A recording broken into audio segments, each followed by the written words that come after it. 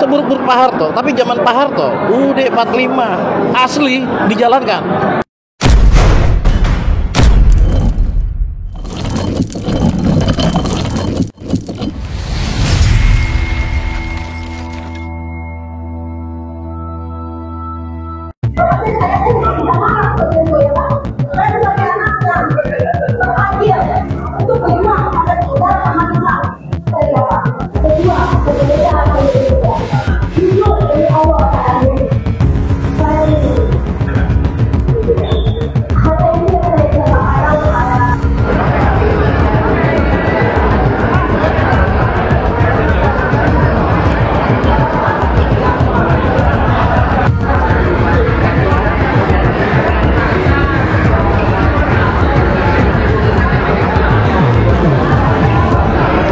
Ya, masing-masing founder itu memiliki alasan tersendiri.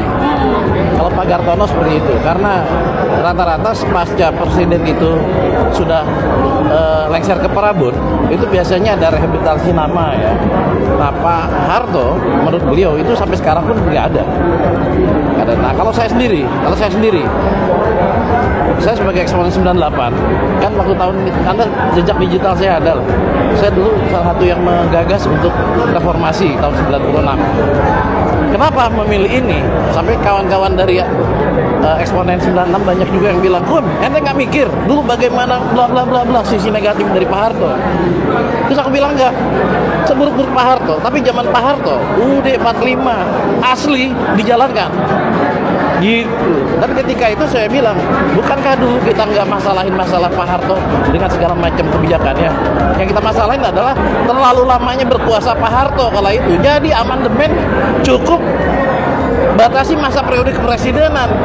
Ini UUD 45 malah diperkosa tidak hanya pasal yang itu, tapi juga pasal 33 sehingga menjadi free white liberalism. Jadi ribut antara Menteri Purbaya dengan Menteri SMI kan gitu kan. Ribut antara fiskal dan yang satu lebih mazhab moneter, satu sosialis, satu lebih ke free fight. Jadi begitu karena sudah dibuka oleh 2002 ini.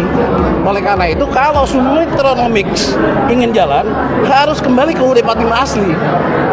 Di mana Prabowo dengan asta-citanya ini itu menginginkan Indonesia adalah tenang, setenang seperti pasal 33 itu demi kemakmuran, hilirisasi, berdikari di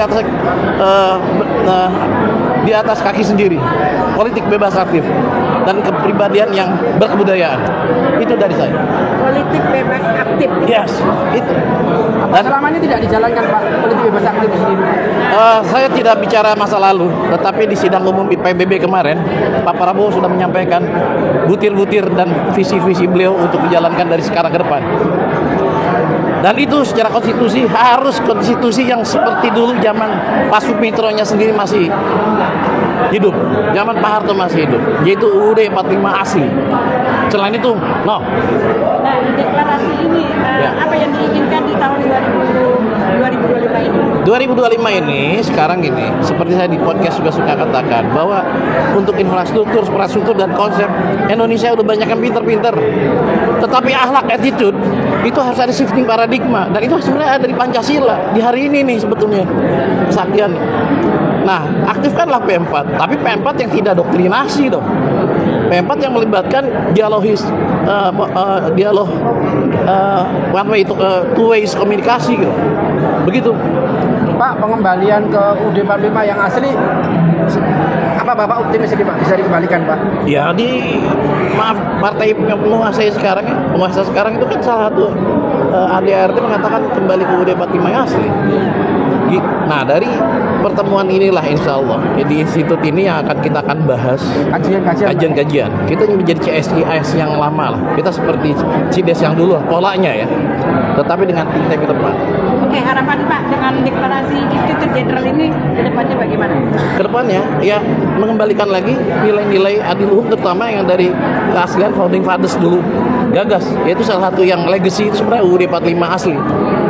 Dari situ MPR kembali lagi menjadi lembaga tertinggi negara. Dari situ ada SOP dalam bernegara, Standard Operating Procedure yang namanya GBHN.